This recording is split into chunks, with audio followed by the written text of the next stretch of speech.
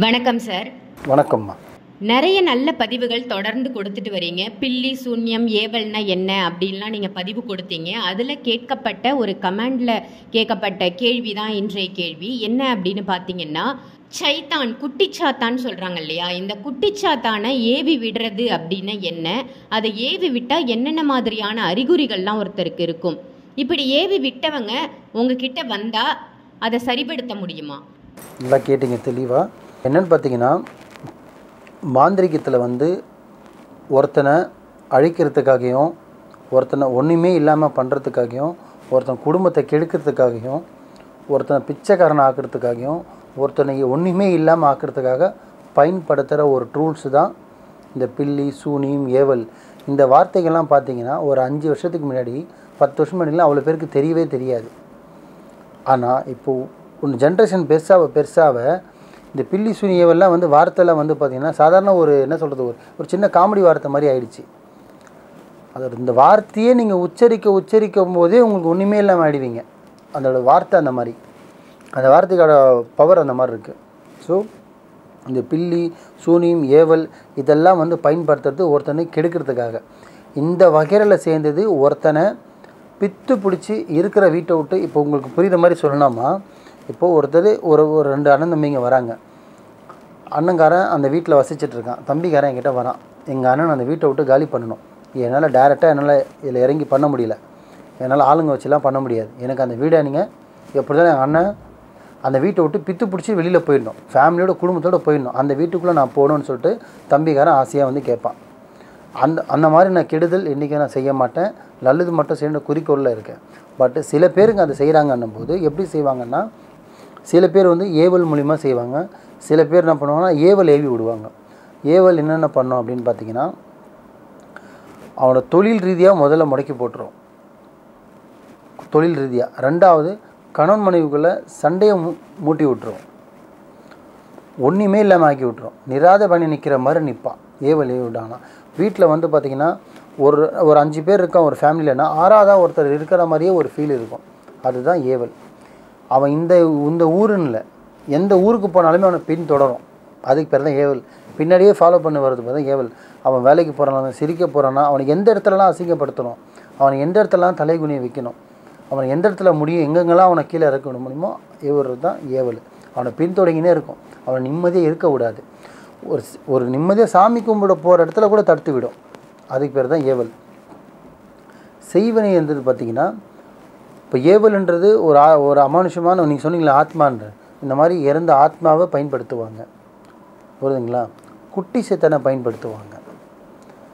இது 2 இது மறைஞ்ச ஆத்மா, ஆணோட உடலும் சரி இல்லை பெண்ணோட உடலை வச்சு பயன்படுத்துகிறவங்களாம் ஜாம்பான்லாம் இருக்காங்க.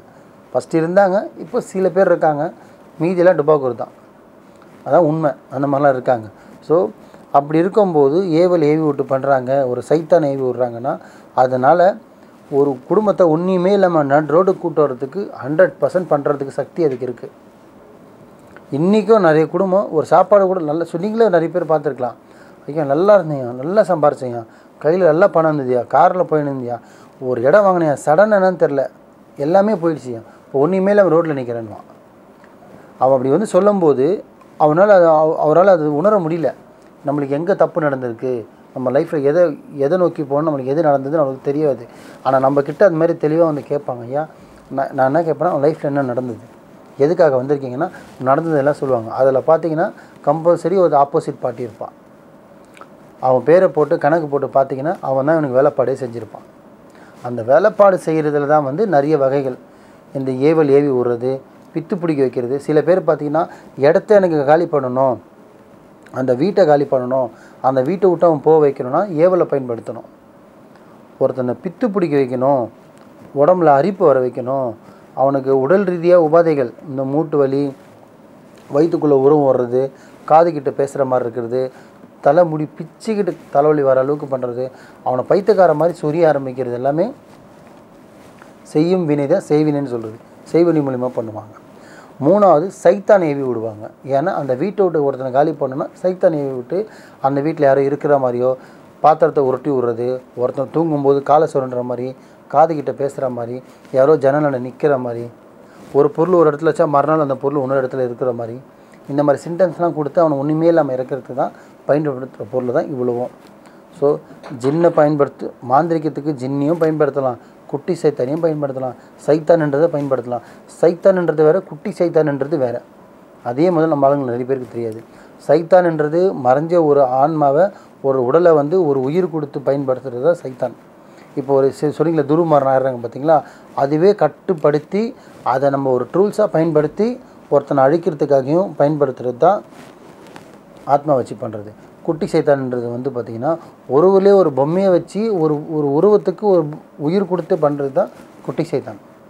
இது எல்லாமே ஒரு மனிதனை அழிக்கிறதுக்கு ஒன்றுமே இல்லாமல் அவனை வழி பண்ணுறதுக்கு தான் யூஸ் பண்ணுற பொருளை தவிர ஒருத்தனை காப்பாற்றுறதுக்காகவும், ஒருத்தன் குடும்ப வளர்ச்சி வர்றதுக்காகவும், ஒருத்தன் முன்னேறதுக்காகவும், ஒருத்தன் சம்பாரித்து ஒரு பேர் புகழும் வர்றதுக்காக பயன்படுத்துகிற பொருள் கிடையாது. அவன் நான் சொன்ன விஷயம் எல்லாமே அவன் வளர்ச்சி வரணும், புகழ் வரணும்னா அதை இதே மாந்திரிகத்தை நல்லதுக்கு பயன்படுத்தணும். பிஸ்னஸ் பண்ணணும், சினிமாவில் சாதிக்கணும், நான் ஃபாரினுக்கு போகணும், எனக்கு கல்யாணம் ஆகணும், நான் ஒரு பிஸ்னஸ் பண்ணிட்டு அது டாப்பில் போகணும், நான் ஒரு பிஸ்னஸ்க்கு இன்னொரு பிஸ்னஸ் பண்ணணும், இதுக்கு நீங்கள் மாந்திரிகத்தை பயன்படுத்தலாம். இதில் பாவம் கருமா எதுவுமே சேராது. ஆனால் அதே தவிர்த்து நீங்கள் இது ரெண்டுமே இது தவிர்த்து ஒருத்தன் அழிக்கிறதுக்காக, ஒருத்தனை ஒன்றுமே இல்லாமல் ஆக்கிறதுக்கு நீங்கள் மாந்திரிகத்தை பயன்படுத்துகிறீங்கன்னா ஒன்றுமே இல்லாமல் ஆகிடுவீங்க. ஸோ மாந்திரிகத்தில் இவ்வளோ வேலைப்பாடு இருக்குது. நல்லதும் செய்யலாம், கெட்டதும் செய்யலாம். ஆனால் நீங்கள் நல்லதுக்கு நீங்கள் கையில் எடுத்திங்கன்னா என்றைக்குமே அது உங்களை காக்கும். கெட்டதை நீங்கள் கையில் எடுத்திங்கன்னா என்றைக்கு தான் அது உங்களை அழிக்கும். மல்லாக்கு படுத்துட்டு கத்தி தூக்கி போடுற கதை தான். நம்ம மேலே தான் குத்தம், மிஸ்ஸே ஆகாது. ரொம்ப அருமையாக சைத்தான்னா என்ன, மாந்திரீகம்னா என்ன, மந்திர மாந்திரீகத்திலிருந்து நாம் எப்படி தற்காத்து கொள்ளலாம், உங்ககிட்ட வந்தால் என்ன மாதிரியான பிரச்சனைகள்லாம் தீரும்னு ரொம்ப அருமையாக சொன்னீங்க. நன்றிகள் சார். நன்றிம்மா.